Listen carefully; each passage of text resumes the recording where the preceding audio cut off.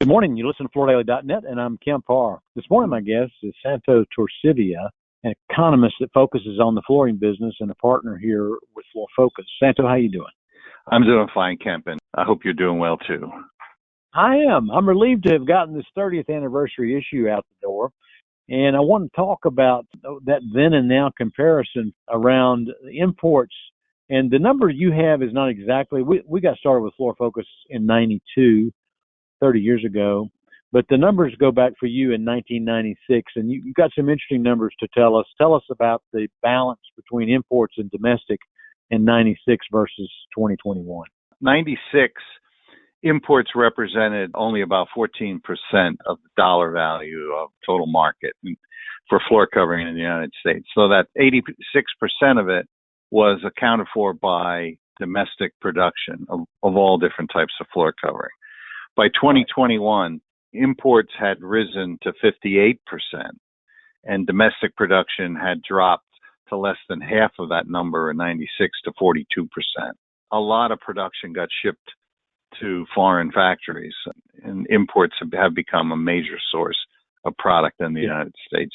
And if you wanted to get into the details, obviously carpet was a much bigger part of that pie back in 96.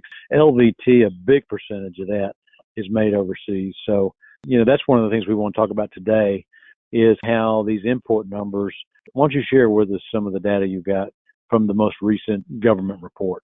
Well, the number one source for product currently is China. Even with the situation with the ceramic imports notwithstanding, they're still the number one source. But the number two source that have come out of nowhere is Vietnam. Matter of fact, in 2022, Vietnam is now the single largest country of origin for wood flooring.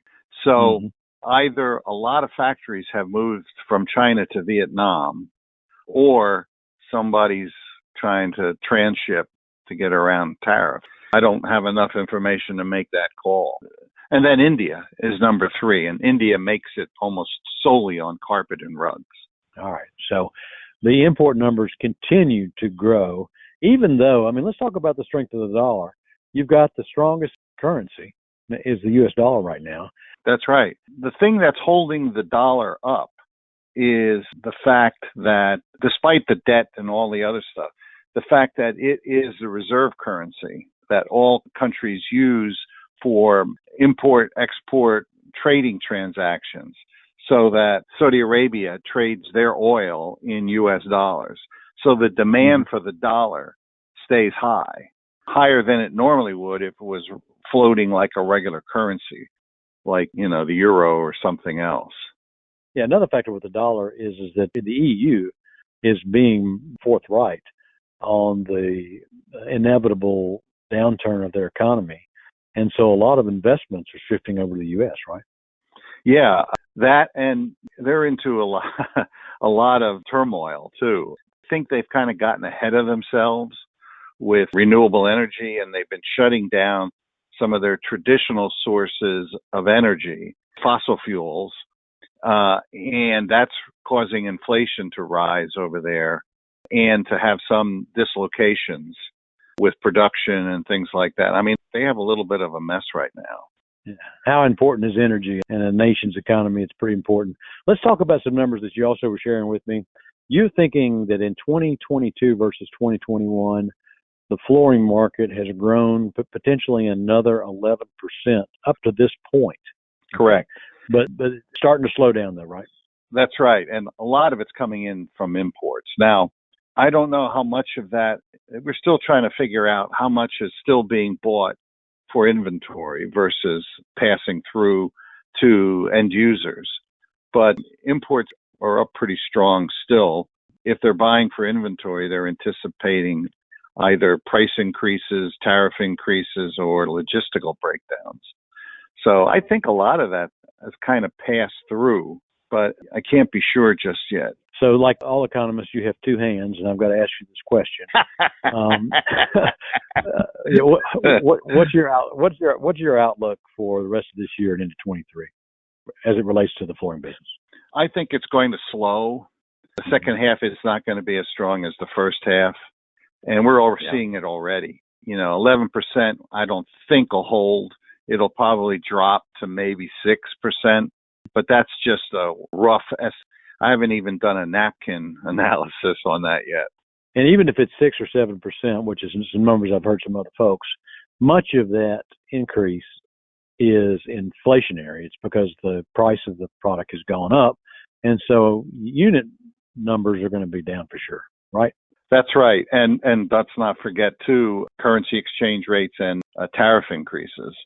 So both of those inflate the value of the imports because we measure imports at what they call landed duty value. So, how much it costs to get it to the dock here in the United States. I need to point out that I've interviewed recently both representatives from StarNet and Fuse, and their business right now is really doing well. I mean, we're talking double-digit growth in the commercial sector. So that's going to continue to be a shining star for a while, right? Yeah, it's got a lot of pent-up demand. And so some maintenance has to occur. The one area that I think is a big question mark is what's going to happen with remote working. That's going to affect the office market more than anything. But still, I mean, some people have literally moved out of New York into the Poconos here in Pennsylvania, even on the West Coast. They've moved to Idaho and Colorado. Getting those people back is going to be tough. And the Wall Street Journal did a big article on this, and it's not going to be easy. Employees are going to fight this tooth and nail. They like the remote working.